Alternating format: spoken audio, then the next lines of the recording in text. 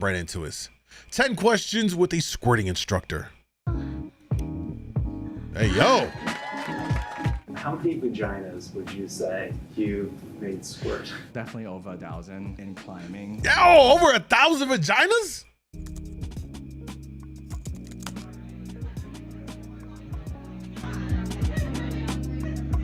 How do I get this job? How do I get this job? Although, you know what? Like, it's not as glamorous as you think. I actually talked to a gynecologist, and you would think as a guy, right? As a guy, you would think, oh, that's gonna be an amazing job. I get to look at vaginas all day. They don't all look amazing. I'm just saying, they all don't look amazing. And there's various levels of smells, is what I was told. So take that for what you will, all right? My name is Kenneth Play. I make a living teaching people how to have better sex. Yo, I need to do this job. It's not like you go to school anywhere to do this. You just go on social media, blabber about how to have better sex, and then you become an expert just because you get a following, right? I'm starting, hey, no more reaction reels. Starting Monday, I'm just gonna give sex tips on my reels. All right, you guys ready for it? Facts. There's so many scientific debate around it. Is it pee? Where does it come from? Can everybody do it? Do people have an orgasm when they do it? And the research is so inconclusive. So far, we know that this phenomenon happened to some people. The liquid that comes out doing squirting has 2 different substances. So from the bladder is mostly water, and then there is substance from the Skees gland that looks like a milky white substance, and it's like similar to prostate fluid. But if you had a lot of leftover urine before you start sex, then you will mix more urine into it. So that's why some tests you will see a trace of urine in it. So basically, go pee before you're gonna try this is what I'm taking here. Now, listen, I'm gonna tell y'all, I done had a good amount of squirters in my day, all right? And the majority of it, like he said, it was a clear fluid. It didn't smell like a urine, you know? One of my favorite ways to teach a squirting masterclass, the first 20 minutes is like a TED Talk like lecture. So let's increase our cliteracy. I talk about theories and science. Our cliteracy. Hey, yo, that's amazing, actually. That's actually amazing. I gotta use that line. And show diagrams and how everything works. It follows by a demonstration where I'm doing like a show and tell style with a demo model, and then they get to practice. Did he just say a demo model? Bro, what? What? Sit with their partners. It was a hands-on interactive experience. Wait, so why don't you think you can teach this when you don't have, so why do you think you can teach this when you don't have a vagina? I make a living mansplaining female pleasure. My teaching style is a little bit weird. It's not your grandmother's sex ed class. I have to learn from not having the parts. When you don't have the equipment, you have to develop that type of empathy in order for you to relate to something. So I talk about internal sensation. If you never actually play with your own prostate, you don't know what it's like. Although we have very different body, their neural anatomy is very similar in some way. So you could— Wait, is he suggesting that he is getting his prostate played with? Because there's only one way to reach that for a man, and that's through his butt. Yeah, no, not, I can't. However, what I will say is this, is that for a man, for him to be successful, making a living apparently doing this, teaching other people and teaching women how to achieve this, I think it says a lot. Because it's not our body, it's a woman's body. We don't have the parts to understand, like know it. It takes far more knowledge and understanding and work to get to a point where he's at, that he's able to then get that or do that to a woman and then be able to teach it. So it actually says a lot that he's put a lot of time in to learn the woman's body, learn not just the body, but the mental aspect of this. A lot of this stuff with squirting really comes down to the mental aspect, that you have to get a woman so turned on and so comfortable and so relaxed that it just happens. Otherwise it's not, you know what I mean? That's a big part of it. could experience what it's like, kind of like having a cervix if you're having that right part of your body touch. First, you have to eliminate all pressure. Jennifer said this dude knows more about my veg than I do. He probably does. Whatever your body wants to do is great. I want to introduce you to my lovely co-teacher, Peach, today. I want you to really look and allow yourself to look.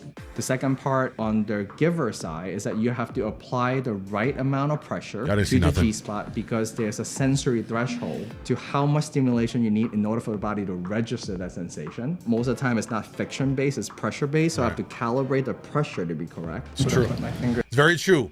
If you see it, you got to dig in and oh God, I'm sorry. Let's continue. So most of the time you think I'm only coaching the guy how to do the work with his hand. It's actually managing two people and make sure they're emotional state. By the way, this is all on YouTube. This is all on YouTube, okay? It's on YouTube. Clearly, it's not a problem with displaying this because it's on YouTube. It's not HBO, it's not this is all on YouTube. Okay.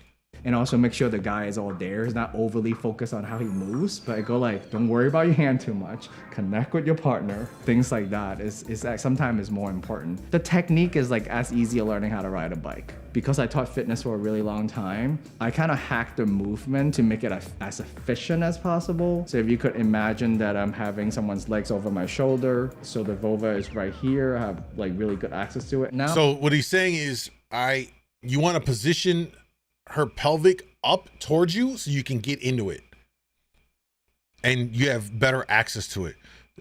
So that means she has to open up her legs. You see how on the left side he has her leg pinned behind him, so he has full access and he can control her and reach the spot that he needs to, which is the G spot, to control it. So this is he knows what he's talking about. He knows, because I've been there. I done been in the situation. I know how this works. Like I've been there. Tilting her hip towards her, it shortened the vaginal tunnel. Can you guys hear that sound? And I could, instead of using my finger, like the small muscle on my finger, I could use my entire arm, so you don't get tired out. The worst thing is like someone is about to come and then you ran out of gas. So I'm kind of— Bro, they got the mac and cheese sound going hard right now. And dude, listen, he knows what he's talking about here, because if you just do this, you're gonna get tired real quick. You gotta use your arm. It takes a lot longer for your arm to get tired. So 100% factual, true. Sensei, lead us. I'm gonna lead y'all to the promised land, my children. I ain't gonna steer you wrong. I got years of this knowledge. I'm telling you, I really should be doing this. I really should be an instructor. Imagine. I'll be catching cramps. Legs got to be up. True. Dinner time. Be right back. All right.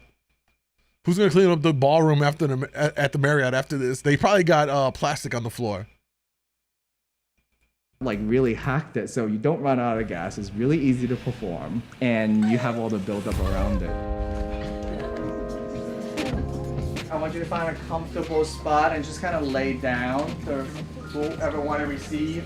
And I do it like a drill. So more like a Peloton instructor giving you, like motivating you every morning. I'm gonna climb a hill now. Although you could make squirting into an involuntary experience, I find it as a lot better when I empower the female participant on how to control it and feel the sensation. So when I get the giver and the receiver to synchronize correctly, that's when magic happens every time. And I think that's one of the most valuable lessons. It's about a dance between two people. So it's not, I'm gonna make you squirt. I want you to make a promise to your partner. By the way, I think people that are doing this are already in that kind of a lifestyle, right? What the pineapple people, as we call them. These are swingers, essentially. If you don't know, if you ever see anybody that's wearing an upside down pineapple, that is, that's typically what people that are in that lifestyle, like swinging lifestyle, will wear. And I think this are going to be people that are in that kind of lifestyle. It takes a lot to just do this in front of other people, because you have to be really, really comfortable. Extremely comfortable. How's this on YouTube? I don't know. Damn, bro's a pro at this. I mean, he is. Not trying to do a party trick. You are trying here to learn and connect and be in service. 65% of my customer base is men and then 35% women. Might be a gross generalization. In a straight couple context, most women don't want to teach their partner how to fuck them better. It's kind of a turnoff. So they want to. This is why, I'm glad he said this. This is why it's not bad for guys to have a higher body count. I'm going to deter a little bit, just a little bit from what the concept here. But when we talk about like body counts, why it's different between the sexes, most women don't want to have to teach a man how to please them. It's a turnoff. If they have to tell them like how to use their dick and how to do all this stuff, it's different. A guy is we're willing to teach a woman that might not be up to par what we like, how to do it. You know what I mean? How to do this, how to do that, how to arch it, whatever. We're cool with that. It's not the same the other way around. He essentially is saying that right here. Outsource the teaching to me. I was born in Hong Kong and I moved to the US when I was 11. Moving to America and start watching American porn, all you see is this like porn star gigantic penises. And then you look at your own package and you think, oh, you would never measure up. I grew up with a lot of sexual insecurity, thinking that I never gonna be able to satisfy a woman, but I'm also really curious and really sexual. So it's such a dilemma because you really want something, but you don't think you were enough. So I went on this crazy journey thinking that if I get really rich or really fit, it would transform my life. I became a personal trainer, so I learned how to hack my body. My career gotten better, so I was making more money, but even though I have a six-pack or a six-figure income, I don't have a 6+ inch penis to go with it. Joining a sex party community totally transformed my sex life. I learned that it's not your 6-inch cock, but if she's having 6 orgasms, that's what matters. I mean, I respect the honesty, you know what I mean? My man was 2 for 3 out of the 6s. You know what I mean? Like, he's 2 for 3.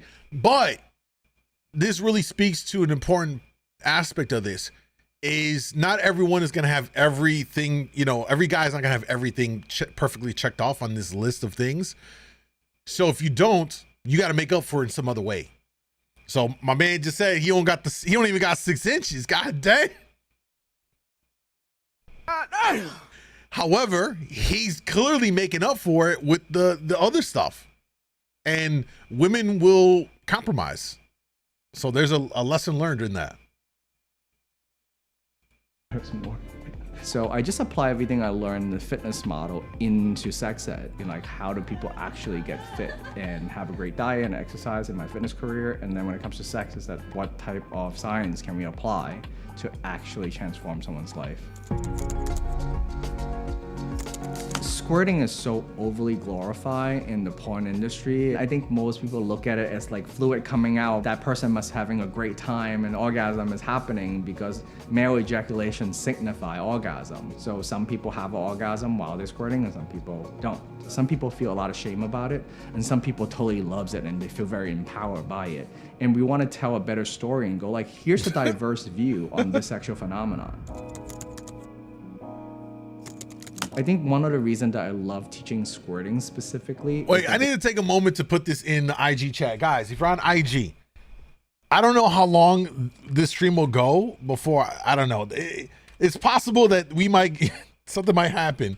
So let me give y'all this on the IG side. That's my after hours, anything goes channel where I stream, kick.com/djmoondawglive.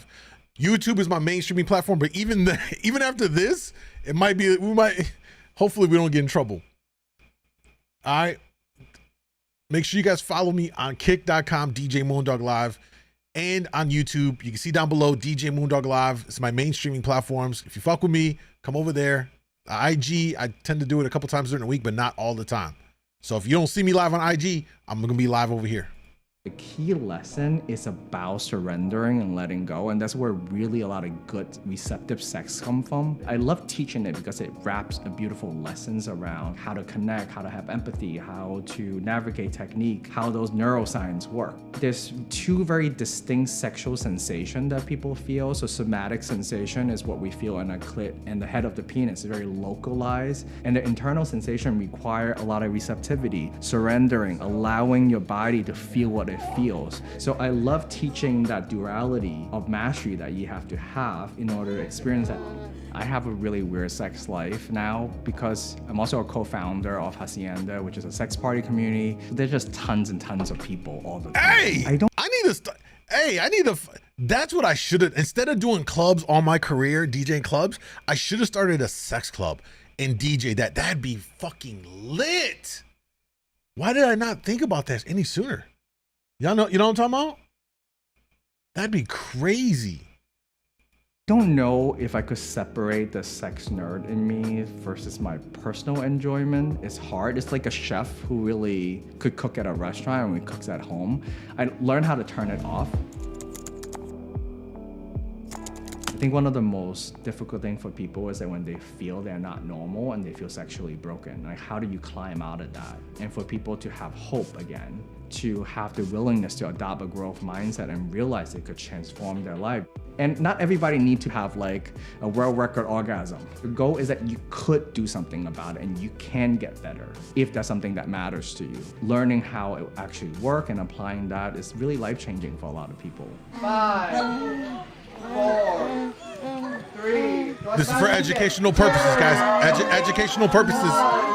Educational purposes. Transforming someone's life and making a difference have never gotten old. Like I never got bored. Helping people having their own paradigm shift with their own sexuality and able to feel like this is part of their life is very complicated and a struggle into something they could embrace. I think that's the part that I'm kind of go like, this is a renewal source, sustainable energy that I could chase. Thank you so much, everybody. Let's give everyone in the room, my team, Vice, helping so much for all of this. Woo. Well, let's see if we don't get flagged for this reaction video. Jesus Christ.